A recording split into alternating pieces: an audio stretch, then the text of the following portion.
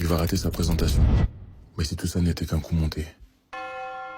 2019, Elon Musk, directeur de Tesla, s'apprête à manipuler le monde entier à générer des milliards de dollars. Nous sommes près de Los Angeles, dans un lieu où toute la presse tech automobile a été conviée. En effet, Elon Musk compte montrer au monde son nouveau petit bijou. Le Cybertruck, un véhicule mi-pick-up mi-tank qui est 100% électrique. Une belle prouesse en somme, le véhicule conçu à partir d'un allage en acier inoxydable se veut par balle. Le chef d'entreprise compte bien faire une démonstration spectaculaire pour faire taire toutes les critiques qu'il avait reçues quelques semaines plus tôt. Alors nous voici en ce jour de novembre 2019.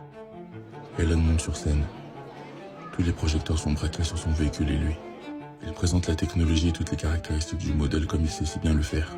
Puis vient le moment de la démonstration. Elon Musk s'empare d'une masse et la projette violemment contre la portière de la voiture qui encaisse le coup sans aucun dommage.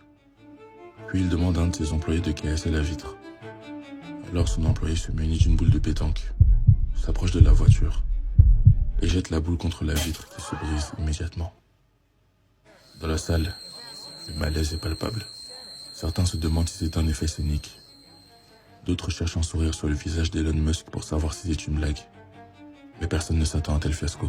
Et ce n'était pas une blague. Le véhicule promu et vendu comme indestructible a été vaincu par une simple boule de pétanque.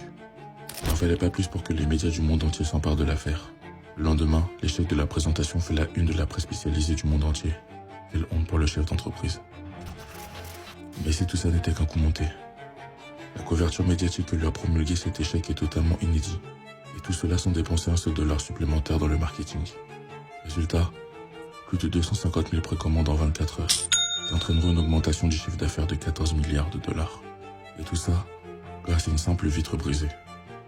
Dans ses mémoires, Leo Burnett, l'un des pères du marketing traditionnel, disait « Faites quelque chose de simple, de mémorisable, d'agréable à regarder et d'amusant à lire. »